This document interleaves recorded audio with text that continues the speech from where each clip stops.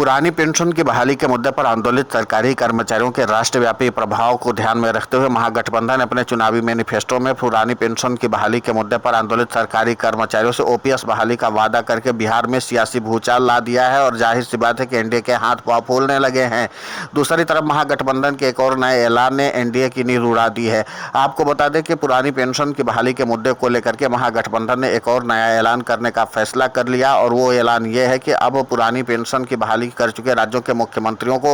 महागठबंधन के चुनावी रैलियों में आने के लिए आमंत्रित किया गया है। आपको बता दें कि कांग्रेस के राष्ट्रीय अध्यक्ष मल्लिकार्जुन खड़गे की तरफ से एक पत्र लिखा गया है जिसमें पुरानी पेंशन की बहाली कर चुके राज्यों के मुख्यमंत्रियों को बिहार के महागठबंधन की चुनावी रैलियों में सीधे तौर पर आमंत्रित किया गया है कि आप यहाँ पर आइए और बिहार के सरकारी कर्मचारियों से पुरानी पेंशन की बहाली का वादा करिए। इसकी शुरुआत भी हो चुकी है। हिमाचल प्रदेश के मुख्यमंत्री सुखविंदर सिंह सुक्खू बिहार में आकर के मीडिया को संबोधित करते हुए इस बात का ऐलान कर दिया कि अगर बिहार में महागठबंधन की सरकार बनेगी तो जाहिर सी बात है कि पहली कैबिनेट की बैठक में ही ओपीएस की बहाली की जाएगी। इसी के साथ जब अन्य राज्यों के सरकारी कर्मचारियों को पुरानी पेंशन की बहाली का वादा महागठबंधन की पार्टियों की ओर से किया गया था तो वहां पर सफलता मिली थी और जीत भी मिली थी। अब यही माना जा रहा है कि जिन राज्यों के मुख्यमंत्रियों ने पुरानी पेंशन की बहाली कर दी है वो अगर बिहार में आकर के सरकारी कर्मचारियों से पुरानी पेंशन की बहाली का वादा करते हैं तो जाहिर सी बात है कि बिहार के सरकारी कर्मचारियों की एकजुटता बढ़ेगी और एक बहुत बड़ा वोट बैंक तैयार हो जो महागठबंधन को जीत में कामयाबी दिलाएगा। और इसी के नाते से कांग्रेस के राष्ट्रीय अध्यक्ष मल्लिकार्जुन खड़गे ने पत्र लिख करके पुरानी पेंशन की बहाली कर चुके राज्यों के मुख्यमंत्रियों को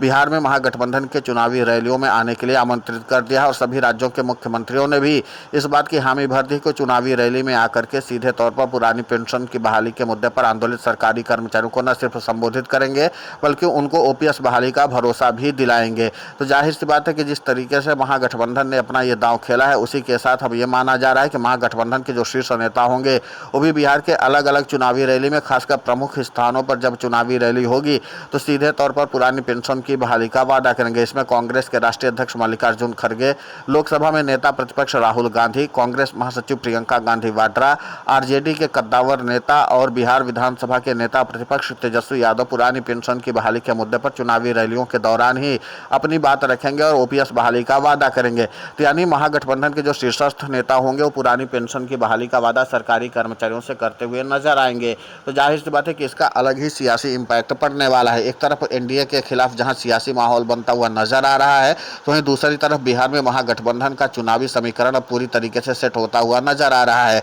उधर राहुल गांधी से लेकर के तेजस्वी यादव तक लगातार एनडीए के नीतियों की पोल खोल रहे हैं। दूसरी तरफ प्रियंका गांधी वाड्रा से लेकर के मल्लिकार्जुन खड़गे जब पुरानी पेंशन की बहाली के मुद्दे पर सरकारी कर्मचारियों से संवाद स्थापित करेंगे तो जाहिर सी बात है कि इसका सियासी तौर पर एक अलग ही इम्पैक्ट पड़ने वाला है। जाहिर सी बात है कि जब पुरानी पेंशन की बहाली कर चुके राज्यों के मुख्यमंत्री इसके अलावा महागठबंधन के शीर्षस्थ नेता एक साथ पुरानी पेंशन पर वादा करेंगे और चुनावी मैनिफेस्टो में भी 5वें स्थान पर पुरानी पेंशन की बहाली का वादा किया गया है। उधर हिमाचल प्रदेश के मुख्यमंत्री सुखविंदर सिंह सुक्खू ने साफ तौर पर सरकारी कर्मचारियों को संदेश दे दिया कि महागठबंधन की सरकार बनते ही पहली कैबिनेट की बैठक में ही पुरानी पेंशन की बहाली की जाएगी। तो इसी के नाते से बिहार के सरकारी कर्मचारी पूरी तरीके से सक्रिय हो चुके हैं क्योंकि सरकारी कर्मचारी एनपीएस और यूपीएस दोनों से परेशान है और वो लगातार बिहार में अपने आंदोलन के जरिए राज्य की नीतीश कुमार सरकार और केंद्र की नरेंद्र मोदी सरकार से अपील करते रहे थे कि हमारी पुरानी पेंशन की बहाली कर दीजिए, लेकिन न उनकी मांगों पर कभी नीतीश कुमार ने ध्यान दिया और न ही प्रधानमंत्री नरेंद्र मोदी ने कभी ध्यान दिया।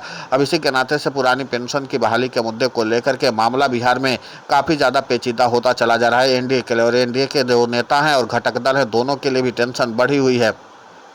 एनडीए के प्रत्याशियों को जहां एक तरफ मुश्किलों का सामना करना पड़ रहा है तो दूसरी तरफ महागठबंधन एक के बाद एक नई चुनौती खड़ा कर दे रहा है। महागठबंधन पुरानी पेंशन को एक बहुत बड़ा वोट बैंक मानता है और ये मानता है कि बिहार में सरकारी कर्मचारी निर्णायक वोटर होते हैं और सरकारी कर्मचारियों का वोट अगर मिल जाता है तो जाहिर सी बात है कि सियासी जीत में ज़्यादा मुश्किलें आने वाली नहीं है क्योंकि एक मुश्त वोट बैंक अगर मिलेगा तो सरकारी कर्मचारी न सिर्फ अपना वोट लाएंगे बल्कि अपने परिवार का भी वोट लाएंगे तो उसके जरिए सत्ता परिवर्तन करना बेहद आसान हो जाएगा। और इसीलिए पुरानी पेंशन की बहाली के मुद्दे को लेकर के अब महागठबंधन के नेता काफ़ी ज़्यादा गंभीर हैं, लेकिन अभी चुनावी रैलियों में इसका जिक्र इसलिए नहीं किया जा रहा है ताकि एक साथ माहौल बनाया जा सके और सीधे तौर पर एक साथ ही सरकारी कर्मचारियों को एकजुट करके तुरंत वोट ले लिया जा सके। तो यानी एक हफ्ते का कम समय बचा हुआ है, यानी लगभग 1 नवंबर है आज और इसके बाद 6 नवंबर को वोटिंग होने वाली है और उसके 24 घंटे पहले चुनाव प्रचार अभियान रोक दिया जाएगा। तो जाहिर सी बात है कि 1-2 दिन में महागठबंधन की ओर से पुरानी पेंशन पर बड़ी घोषणा कद्दावर नेताओं की ओर से की जाएगी। और जाहिर सी बात है कि पहली घोषणा तो यही होगी कि अगर महागठबंधन की सरकार बनती है तो जाहिर सी बात है फिर महागठबंधन पहली कैबिनेट की बैठक में ही पुरानी पेंशन की बहाली